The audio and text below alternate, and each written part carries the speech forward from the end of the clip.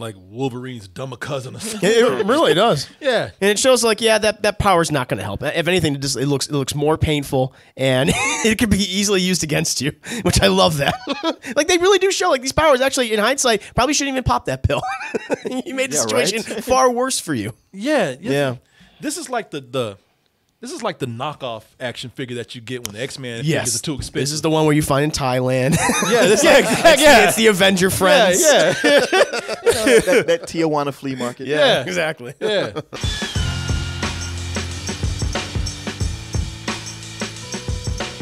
Hey guys, before we start, I need to let you know that this video contains a paid promotion by Raycon earbuds.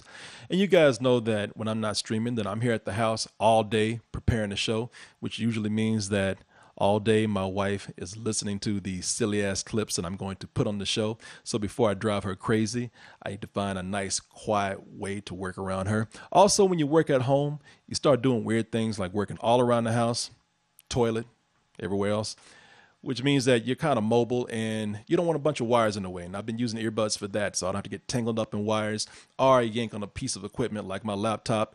Very expensive. Then you drop it and break it. You got to get a new one. You don't want to do that. So I've been trying to use earbuds a lot more often. And the earbuds that I've been trying out lately are these Raycon earbuds that you see in my ear at this very moment. And I'm using the latest model, the Everyday E25. Comes in this fancy package right there. Now, I could tell you about some of the things that they want you to know about, such as how you've probably seen these earbuds worn by some of your favorite celebrities, such as Snoop Dogg or Cardi B, or how these earbuds are half the price of some premium earbuds out there, or how you can get 6 hours of listening time out of these. That's great. All of that is great. But what I want to tell you the most is, honestly, I just genuinely like these earbuds. All sales pitch aside, I'm coming at you like a real person. I sincerely like them. And you know me, I listen to a lot of audio all day long. I'm preparing the clips for the show, or I'm listening to music. I listen to music while I prepare for the show. So I think I'm just probably a tiny bit qualified to tell you about the sound quality of earbuds. And these are pretty good. I listen to every genre of music out there. So when I'm listening to hip hop, I get a nice bass sound out of that. And when I'm listening to everything else, including vocal stuff such as podcasts, I'm still getting a nice, crisp, clear sound there too. But most importantly, I want to make sure that these earbuds would sync up with some of the devices that I use the most, such as my iPad, my phone, and my laptop right here. And yeah, very easily, seamlessly synced up with all of those. Tried that right before I start to record this to tell you about it. And listen, here, look, let's just be straightforward. You guys know me. I love the community. I would never want to tell you something or lie to you about something that I don't genuinely like myself. And I have been really enjoying these Raycon Everyday E25 earbuds right here. I'm not lying to you at all. So I want you to try it out for yourself. We're going to even get you a discount. So go to buyraycon.com/double toasted. Again, that is buyraycon.com/double toasted, and get yourself 15% off these earbuds today and start enjoying them as much as I do. Once again, this video has contained a paid promotion by Raycon earbuds. And as usual, I thank you for your support. So Netflix being probably the most popular streaming service out there, a lot of people flocking over there and using that as their form of entertainment while we can't go to theater. And that is what we have today. I'm eager to talk about this movie. Excited about this because this movie tells us that there is finally a way for us to be superheroes. Martin, you a comic book fan? Mm-hmm. You a comic book nerd over there too? All of us love watching the Marvel movies and the superheroes. And it turns out that we all can now be superheroes. For 5 minutes. I was about to say, all of us can be the Avengers at one point. But you're right, Martin. It's going to cost you, and you can only do it for 5 minutes. See, Martin, it ain't that fantasy shit. This is real life. Mm-hmm. In real life, everything comes with a catch out there. Thing is, you can't really save the world in 5 minutes. That's hard to do. Nobody's ever, I can tell you, nobody's ever saved the world in 5 minutes. I'll tell you what I can do in 5 minutes. I can rob a bank, a liquor store. I can mug somebody. I can carjack someone. Yeah, man, there's a lot of crime that you can do easy. Because, anybody who indulges in this, they're clearly up to no good. Yeah. Because there's no good you can do in that 5 minutes. No, there's nothing good you can do in 5 minutes. You know, being good takes work. Yeah. It's amazing how doing something shitty, man, that's easy. Man, I can just walk up to you, knock on your head, and take your wallet like that. And look at this. I got 4.5 minutes to spare. What other bullshit can I do? What other crazy, vile thing can I do to someone? So that is why the cops are trying to take this power pill off the streets, because too many people are doing shady things out there with this. It's what goes on in the movie Project Power. Great premise right there. Again, what if we all could be superheroes by simply popping a pill? Of course, those come with side effects. Chills, diarrhea, always diarrhea. Always. Explosions, self-combustion. So until this gets federally approved by the FDA, maybe we should take this off the streets. But I'm sure it makes for an exciting adventure. Does it? Let's go ahead and take a look at the trailer for Project Power. We're gonna end this. It's time to rise. It's time to rise.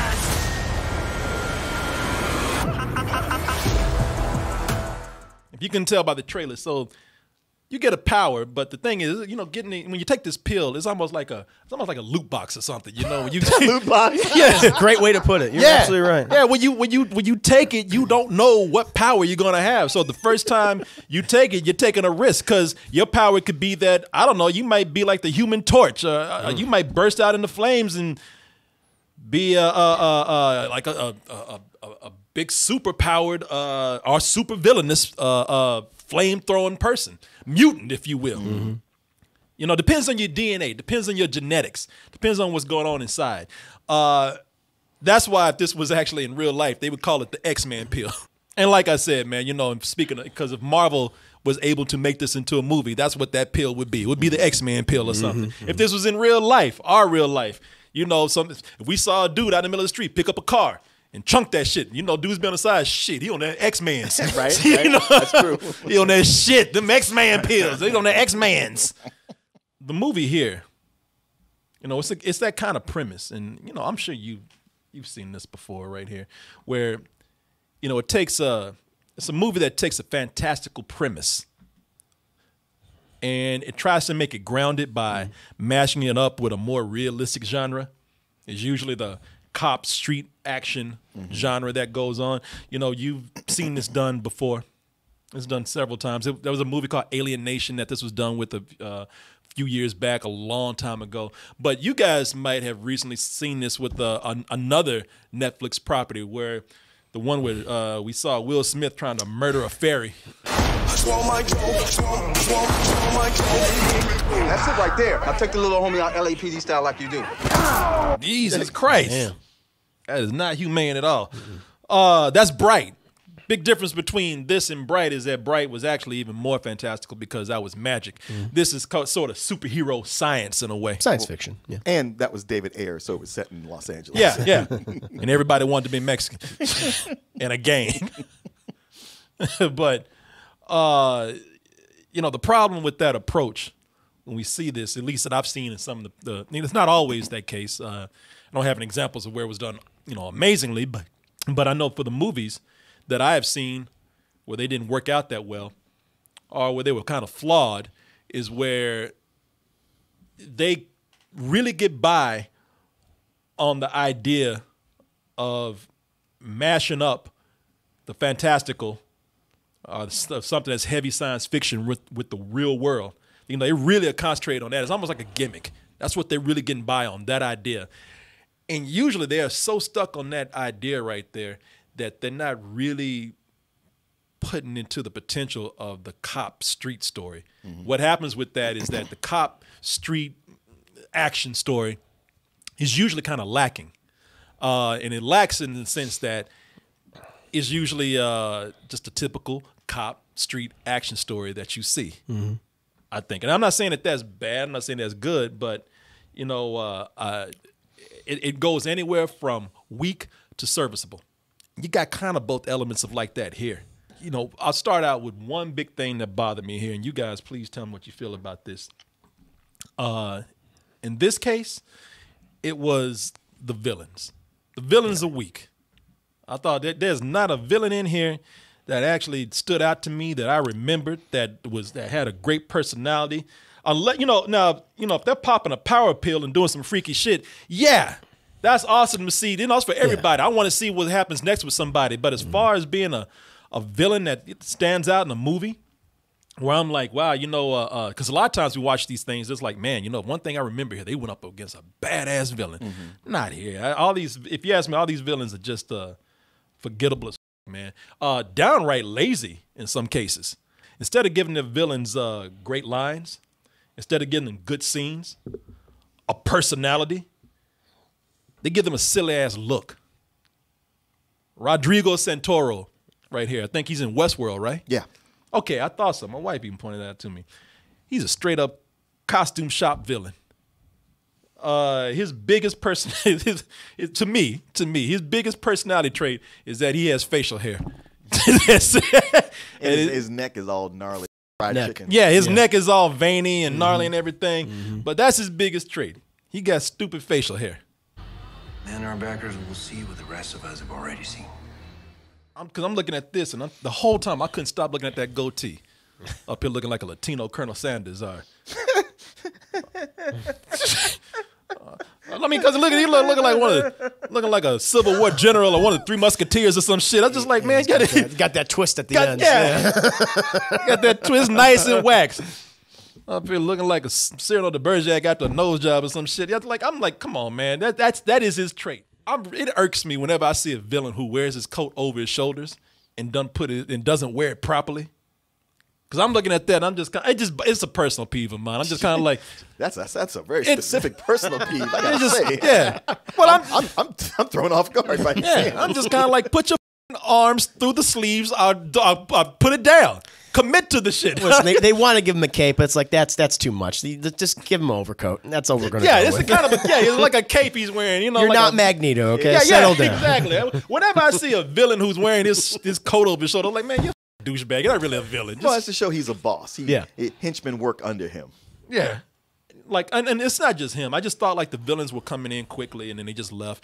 They don't put any real attention to them. I'm not going to say like it really takes away because they're not terrible. It's just that they're not memorable. No, they're serviceable. The only time when they are special is when they showcase their various powers. That's the one thing. It's like, okay, now we got to the cool scene. Like, I can't tell you a single name of one of the villains. Like that's the evil woman, the guy with the goatee, evil Mexican Colonel Sanders. Like that's it. And you had like the big bald guy, and that's all I can remember. I don't know anyone's name in this. Honestly, I'll tell you what. I don't really remember anyone's names. I just know them by their actors' names, their real life names. Yeah. Because I think what this movie does, we're just going to showcase this kind of street gang cop story, but with that superhero aesthetic layered on top of it. And that's what works about it for the most part. But overall, I couldn't remember a lot of the characters' names. Yeah. Joesph Gordon-Levitt, he's the kind of person, all of them are really kind of people expect to see in an action flick, but especially him. He's a cop that doesn't play by the rules. If you want to go out and catch criminals, you got to make it an even playing ground. You got to play by their rules, which are no rules at all. We've seen that over and over again. Jamie Foxx is the anti-hero here. He doesn't want to hurt anyone, even though he'll kill every motherfucker if he has to. Got to get his daughter back. And that's the thing about it. He's like, you know what? Because I got to find my daughter. And he's hiding some secret too, as all mysterious anti-heroes do in these kind of flicks. Dominique Fishback. I ain't never heard that last name before, Fishback. No, me either. But we heard Fishburne, so I guess Fishback ain't that different. Yeah, she comes from a lineage of people who like to cook fish, along with Larry Fishburne. She plays a chick named Robin, and she's a drug dealer. And now I'm not saying all drug dealers are bad. I know there's an argument to be made for that, whoever you are, whatever. That's not what we're going to talk about right now. We're going to talk about her role as being a drug dealer in this movie right here, because what they want you to know, because they go out of their way, because she's not a bad drug dealer. They go out of their way to show you that she's a good person. Why? Because why does anybody who has a heart of gold that does something that's illegal, why do they do it? Because my mama's sick. I just got to pay for her bills. Mama got the diabetes. So, you know, so it's like, all right, all of these are types. I will say this. The thing that impressed me was how good all three of these main actors were in here. You know, they were able, because this is typical. They rose above the material. Yeah, this is typical comic book science fiction fare right here, man, and they rise above it. You know, a lot of it has to do with, I can't even tell if the dialogue is silly or not, because they do such a good job at delivering it. But I do know that they have some moments where that dialogue feels real, man. This girl is, every time she was on, I was kind of mesmerized. I'm like, she's really good. Well, she's got a great charisma, but she's also really good, like really convincing at playing a scared young girl. That's the thing about it. She wasn't one of those people who was scrappy, Yeah, you know, and sassy the whole time. and sassy. You know, when Jamie Foxx found her, she had one time to talk shit to him. She's like, "Well, fuck you." He's like, "All right, in the trunk, you go," and locked her ass up in there. And there were moments where he brought her out, but he's like, "Look, I've been around, girl. Don't pull this bullshit on me." Especially when he's talking about how she's trying to, when you drug dealing out there in the streets, you a woman. But when I put your ass in the car and got your ass scared, all of a sudden you just a kid. He's like, no, I don't play that shit with you. No, you an adult when you around me because you been slinging them drugs, and I beat your ass like an adult if you around with me. You gonna go meet whoever's in there. You my mind right? I was just trying to make ends meet. I'm just a kid. I know what you're trying to do. Like, girl, I know you 20-something years old. Quit lying to me. Trying to pull this movie shit. That's one thing I didn't buy with this. I said, this girl is not in high school. I don't know how old she is, but she's not in high school. You out here in these streets dealing. You ain't no damn kid. You gave that up. Let's make it happen. Plus, I want to buy some drugs. You know, her and Jamie Foxx are really good together, man. You gonna say something? No, I was just gonna say they also go out of the way not to make her annoying. Yeah, which is like so often they'll have the kid, they constantly get into trouble, and it's like, oh, we gotta save the kid. Now she again, which like a lot more recent films are doing, she's competent. I did like I said, man, they're good together. I think they're better in scenes like this where they're actually being more dramatic scenes, because eventually it goes to the whole formula of them bonding. You know, they got the moments where Jamie Foxx, as the anti-hero, he's more hero than anti after a while. She is not so scared anymore. She is actually endeared to him. And then they got the moments that you expect, those cute moments in these movies where, something happens that the audience can go like, oh, look at that. He's bringing out the father figure in her. This is where he's giving her a hard time about rapping. She wants to be a rapper. It's a derivative scene, but it's a cool scene because those two are just so good together, at least in my opinion. Maybe I meant Celine. I'm feeling really clean. Can someone tell him other boys a real MC is coming? No hump. He's like, did you just make up a word? He said, did she just say Colleen? Girl, I don't know why I asked her to do that. I don't understand any of this. Anyway, I don't know this shit anyway. I will tell you, Jamie Foxx, I liked him, but he disturbed the shit out of me at a certain point. Oh, really? Yeah, man, because, there's a point in here where he just gets psychotic. Oh, I love that. Yeah, me too. That was great. I'm not saying it's bad. I just said, God damn. There was one dude, he didn't have to do him like that. Hey, man, he had been put through a lot of changes.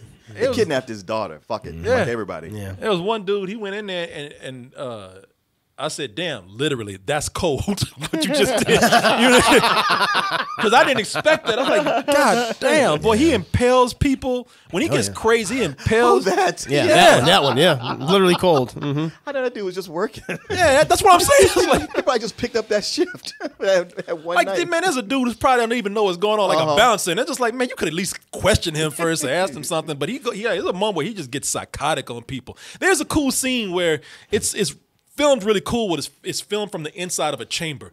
Yeah. Where the whole time you just hear outside, he's just tearing that room up. It turns into a more violent movie than you probably imagined it would be at the beginning. There's some gore in there. Yeah, the thing is, I don't know if you're going to cover this later on, What's but up? I was going to say, like, I loved how they show that super powers are terrifying. Oh yeah, like when you get them, like it really is like it is randomized, and it's like you can get something really cool, or oftentimes something horrific that can affect you for the rest of your life. And I like that they showed the consequences of taking this pill. I was like, that's really cool. It's not like when you take it all, it's all gone. It's like, no, there are horrific after effects. Yeah, there are in the movie. There are powers that could physically scar you for life. They had one scene where dude, and they ain't even putting the emphasis on it because they knew the dude he wasn't shit. But one dude took it like he's about to do something badass and dropped that shit and just blew up. and the camera didn't even focus on it. The camera just kind of like, well, shit. You know, he just kept going.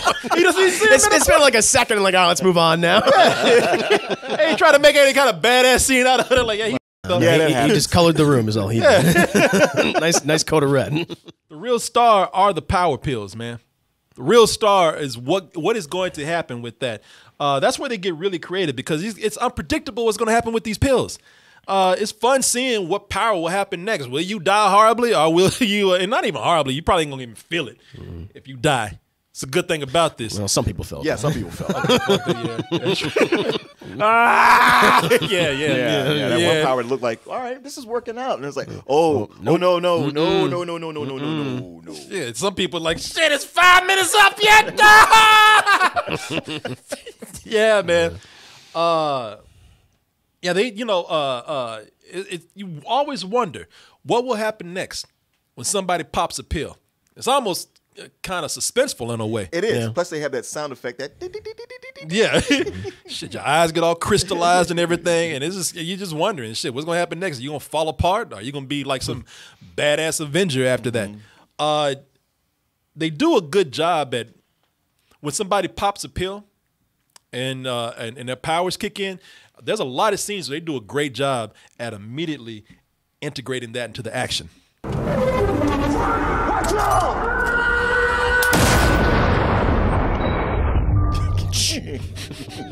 Shit, they might as well just gave that bullet a fist.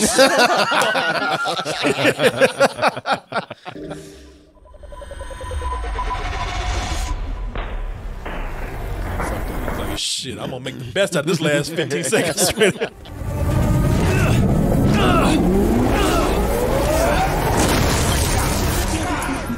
You want some of this too? Runs out his ass. Yeah, that whole time he's not supposed to be taking that. And when he got shot, I was like, busted. Yeah. I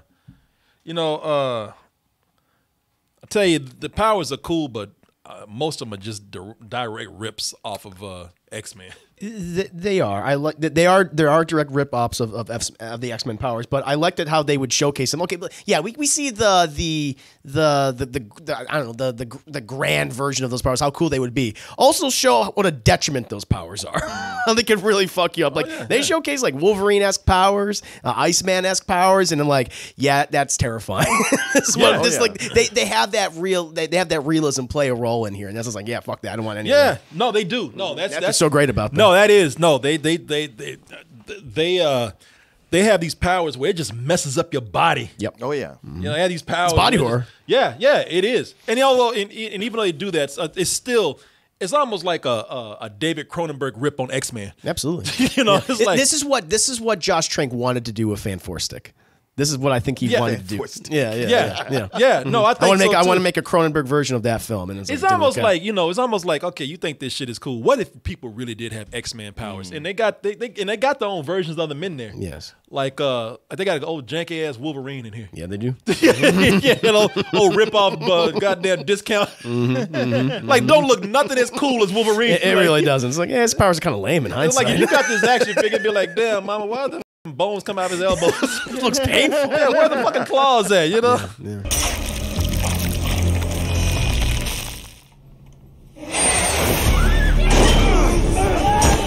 Looking like Wolverine's dumber cousin or something. It really does. Yeah. And it shows like, yeah, that power's not going to help. If anything, it looks more painful, and it could be easily used against you, which I love that. Like they really do show like these powers actually in hindsight probably shouldn't even pop that pill. You made the situation far worse for you. Yeah.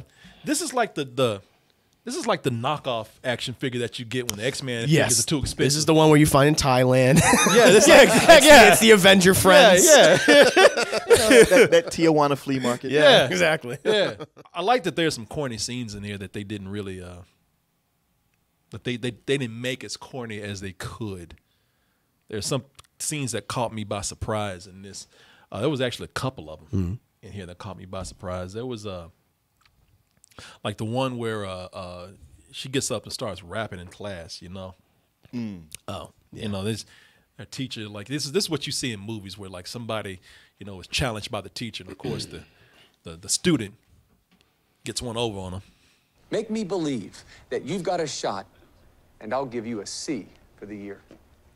But I'm on a roll like Lent, yeah. I see I'm digging at your pride. Like, Jesus, why'd I get these black people all riled up? I was like, yeah, I feel like the strategy for this is not to insult the teacher in your rap. He's like, what did I just do? Jared Kushner's terrified right now. Look at That is what he looks like. He's sitting up there. He's petrified. He can't even move. Can't do anything at this The point. fucking class is dismissed. It didn't go exactly where I thought it would go. I thought it was going to end up being real cheesy, but it didn't work out that way. I kind of liked the way it caught me by surprise. Sure. Well, it establishes how the character's feeling about themselves and how they grow throughout the rest of the movie. Yeah. So it's like, okay, I see what you're doing. Yeah, That's fine. that's exactly it. You know, what they did is, and even when they resolve it, it could have been something that was just kind of a, you know, some, again, derived a narrative trick, but it was, it really reflected how that character did feel. That's a great way of putting that. No, It's exactly. also, it happens early enough in the movie that it kind of sets a tone. Yeah. Because if it had played out like it looked like it was going to, you probably been watching this going like, okay. Oh, yeah, exactly. All right, I know this shit is going. What did you think of Louisiana as a setting? I thought they picked this because of the tax write-offs. That's exactly why they the picked movie it. set there. Yeah. Like, look, typically it's New York or L.A. for 85% of movies. Maybe you might get Chicago. Yeah. Maybe they'll mention Austin. But if a movie's set in Louisiana, it's New Orleans, it's because of the tax write-off. Yeah. And there's a lot of those now. Yeah, man, because apparently they need people there. I looked at this, like, a tag artist put some overtime in this place. Yeah, it really did. I was like, goddamn, do people just when they leave, do the taggers just show up, or do they just not give a shit? I was impressed with some of the stuff that they did. I mean, that would be some place that probably got abandoned during Katrina and never got built back up. Yeah, that's true. Places like that. Yeah, it's a good point. I'll say I think they used their sets rather well and the environments rather well in the film. There's nothing where I'm like, oh, this looks so cheap. No, it looks fine. Well, what I liked about it that it takes place in New Orleans and it does take place in New Orleans. There's a lot of things like there's a Saints game going on. Yeah, and even kind of plays part of it. So they're using the environment. It's not just we mention it and it's just someplace we're shooting. Yeah. And because the architecture is so distinguishable, we can't not say that's where we are. But other than that, Yeah. No, I just looked at shit like this and I thought, damn, you know, because it's not in the future, you know, Dystopian kind of? And no, it was like, no, these just poor. man, can you imagine being a location scout and you stumble upon that place? You'd be Yeah. like, yes. Like these people are literally living in graffiti. Yeah. You know? I was like, God damn, Banksy went to work on this shit right there. It's like, well, I thought that was really cool though. Yeah. That was really cool. Like they found, I mean, you know, they made them look like low income areas, but at least they made it real creative too. Thought that was, you know, there was an artistic level to it, man. They're good settings for the action scenes they set up, which for me personally is what works best about this film. So. Yeah. I'm impressed that this is done by the Catfish guys. Oh, is it? Yeah. is impressive. Henry Joost and Errol Schulman. I think that this is something with a great premise that does nothing new with it. You know, it's it does nothing new beyond the idea of, again, mashing up this big fantastical story with something that's a little more gritty and realistic. But it moves fast. Main actors, they do great. I think the main actors do great with the material that they're given. And most importantly, man, it's just a lot of fun. I mean, I won't say it's great, but it's really cool to watch as far as watching something that's not too heavy. Even with the dramatic scenes in here, I don't think this is taking itself all that seriously. This has enough ground to where you have a premise where it's a lot of fun to watch, but you have a lot of people in here who are taking their characters and their roles not overly seriously, but they're respecting the material that they got enough to do their jobs well. Like I said, watching this is mostly like watching people who turn to Pokemon. You know how how you gonna release them and how they gonna fight and all that kind of stuff. That's cool. I enjoyed this enough to give it a matinee. It doesn't give you a lot of time to sit there and think, well, I don't know if this works, or that's kind of stupid. It's like it's just going. And when I mean going, I don't mean like it's breakneck pace. This is a movie that doesn't slow down, but some of it is just because of character interactions. By the time it's done, it's like I could watch another one of these. Yeah. You know, it's open for maybe doing more. Even there's even a line in there about that. But yeah, I thought, man, this is a good solid matinee. This is the kind of thing that makes me go, you know what? Maybe I don't need to go back to the theater.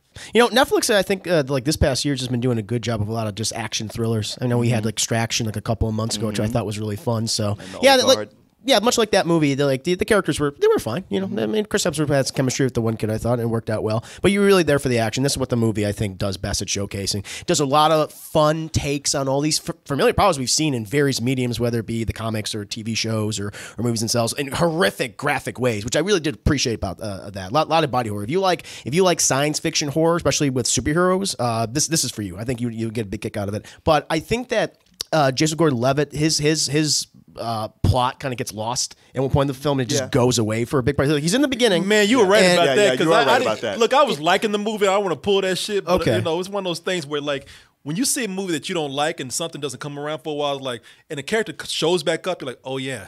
I forgot he was in it for a while. Yeah, because I was like, I guess he just doesn't have like a big role. Maybe he'll come back in the middle. And he has like a couple of scenes. Like there's one comedic scene with Robin's mother. It's weird because it starts as his movie. It really does. And then later you're like, oh, this is not your movie. Jamie Foxx doesn't come in till like what, 15 minutes, 20 minutes? Like it takes a bit of time for him to come back in. But then it's very much his movie along with the actress who played Robin. And then eventually when they are on screen together, they are fun. They do have a really good dynamic. But that's the one big thing about the leads that kind of bothered me. I would have liked to have seen more of Joesph Gordon-Levitt because he's a great actor. And honestly, I mean, he's in so few things nowadays. I kind of liked him in this. What do you think about his accent in this? It goes in and out. Yeah, constantly. that's it. At first, like he didn't. I thought, okay, I guess he's not doing. I mean, it doesn't matter. I mean, he didn't have like a New Orleans accent. Then he kind of does, and he had like a country accent at some points, like just typical proto Southern accent. And I was like, it's funny because you go to New Orleans and the accents do vary. Yeah, but they don't like. The same person doesn't vary their accent. His drops out. His drops out constantly. Like I'm glad he's getting more mature. I'm glad that he's a little boy. Yeah, what's that? Listen, man. I call him the little boy. Anytime I see him in Rock from the Sun. Yeah, because he's just. I mean, he's aging very well, but he always looks so young to me. I know. And when you see him in these scenes, and he's trying to be like, no, listen, I'm a 35-year-old man. It's like, no, you're not. You're a little boy. He's posturing like a badass, but he's still kind of a slight dude. He's super slim in this. That's one thing, man. Damn, look. I don't want to talk bad about the brother. He's a good actor. I like him. He's a great actor, and I do like him in this. But his accent is floating like it got flooded. Yeah, And there's a moment where he does have such. He's aging so well. He looks so good that there's a moment where he's pointing a gun at somebody. He's like, "You sure want to do that, young man?" I'm like, well, "Which one?" I'm like, "I see nothing but young man over here."